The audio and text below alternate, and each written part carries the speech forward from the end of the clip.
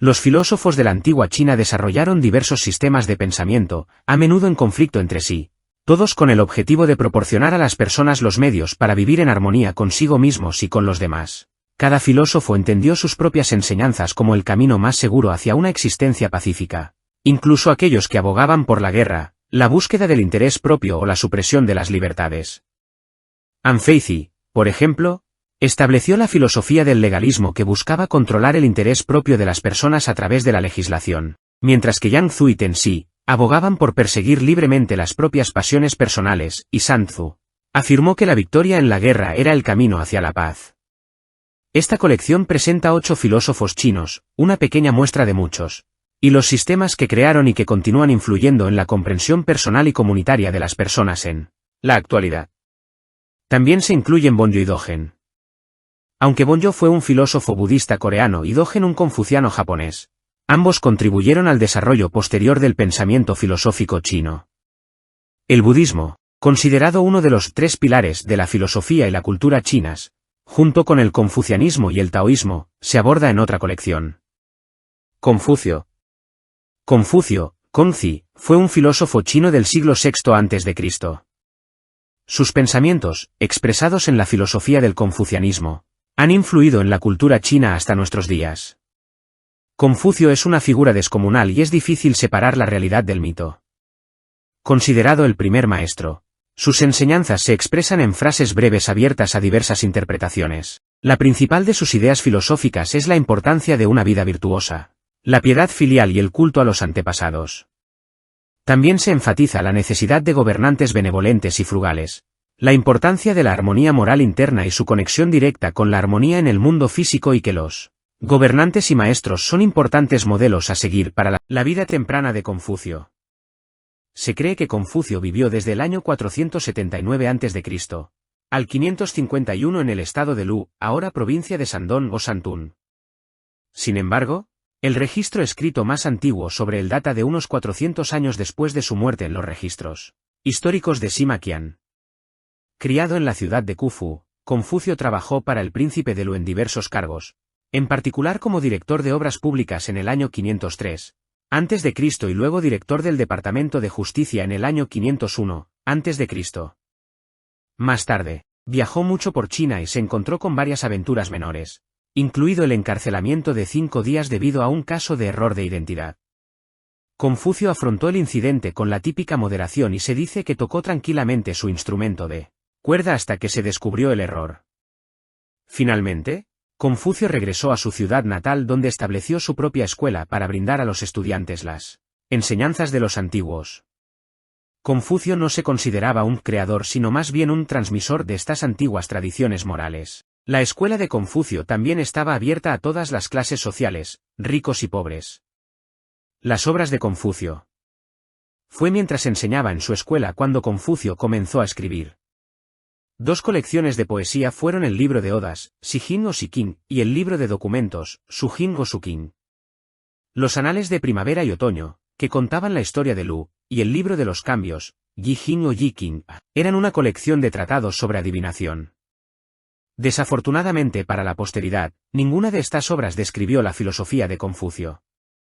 El confucianismo, por tanto, tuvo que crearse a partir de relatos de segunda mano y se considera que la documentación más fiable de las ideas de Confucio son las analectas, aunque ni siquiera aquí hay evidencia absoluta de que los dichos y cuentos fueran realmente dichos por él y a menudo.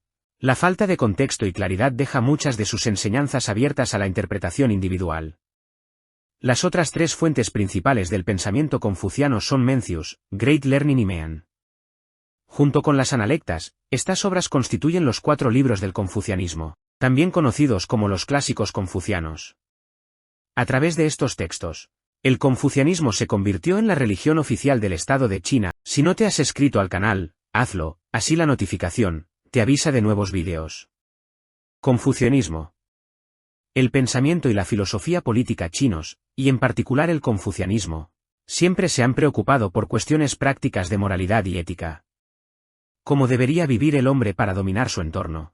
¿Proporcionar un gobierno adecuado y lograr la armonía moral?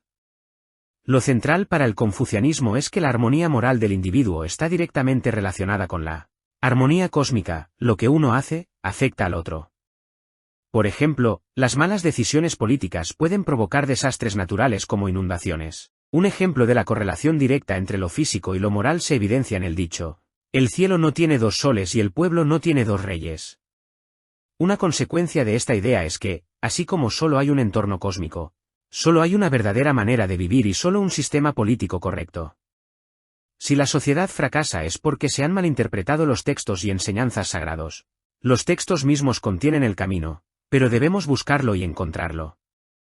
Otra faceta importante de las ideas de Confucio fue que los maestros, y especialmente los gobernantes, deben predicar con el ejemplo.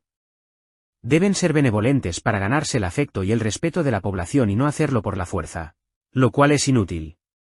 También deberían ser modelos de frugalidad y alta moralidad. Por esta razón, la educación china a menudo ha favorecido el cultivo de sensibilidades morales más que de habilidades intelectuales específicas. Además, bajo la influencia confuciana, la política china se centró principalmente en la intimidad de las relaciones más que en las Mencio y Sunzi. Los pensamientos de Confucio fueron desarrollados y codificados por dos importantes filósofos, Mencio, o Menzi, y Sunzi, o Sun Tzu. Mientras ambos creían que el sentido de moralidad y justicia del hombre lo separaba de los demás animales, Mencius exponía la creencia de que la naturaleza humana es esencialmente buena, mientras que Sunzi, aunque no tenía una posición opuesta, era ligeramente más pesimista acerca de la naturaleza humana. Por tanto, subrayaba la importancia de la educación y el ritual para mantener a las personas en el camino moral correcto. El confucianismo, por tanto, expuso la importancia de 4 virtudes que todos poseemos: benevolencia, yin, rectitud, observancia de los ritos y sabiduría moral. Posteriormente se añadió un quinto, la fe, que correspondía claramente a los 5 elementos, en el pensamiento chino, de tierra, madera, fuego, metal y agua.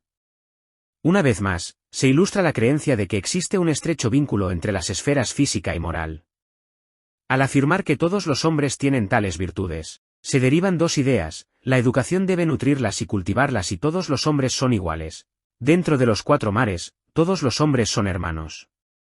Con una aplicación adecuada y un comportamiento adecuado, cualquiera puede convertirse en sabio, zen. Lo importante no es el talento innato, sino la voluntad de moldear el carácter de uno de la forma más virtuosa. Legado. Tras su muerte en el año 479 a.C., Confucio fue enterrado en la tumba de su familia en Khufu, en Shandong, y, durante los siglos siguientes, su estatura creció hasta convertirse en objeto de culto en las escuelas durante la dinastía Han, en el año 206 a.C. hasta el año 220 después de Cristo. Y se establecieron templos en su nombre en todas las capitales administrativas durante la dinastía Tang desde el año 618 hasta 907 después de Cristo. Durante todo el periodo imperial, un amplio conocimiento de los textos fundamentales del confucianismo era necesario para aprobar los exámenes de selección para la función pública. Las personas educadas y las familias aristocráticas a menudo tenían una tablilla con los escritos de Confucio, expuesta en un lugar destacado de sus casas y, a veces, también estatuas, la mayoría de las veces sentadas y vestidas con trajes imperiales para simbolizar su condición de el rey sin trono. Las impresiones de retratos también fueron populares, especialmente las tomadas del original perdido atribuido a Wu Daozi, o Wu Taozi, y realizadas en el siglo VIII después de Cristo. Desafortunadamente, no sobrevive ningún retrato contemporáneo de Confucio, pero lo más frecuente es que se le represente como un anciano sabio con cabello largo y gris y bigotes, que a veces portaba pergaminos. Las enseñanzas de Confucio y sus seguidores han sido, entonces, una parte integral de la educación china durante siglos y la influencia del confucianismo todavía es visible hoy en la cultura china contemporánea y otras culturas del este de Asia, con su continuo énfasis en las relaciones familiares, la piedad filial y el respeto, la importancia de los rituales, el valor dado a la moderación y las ceremonias, y la fuerte creencia en el poder y los beneficios. Si te gustó, suscríbete al canal, comenta y dale me gusta.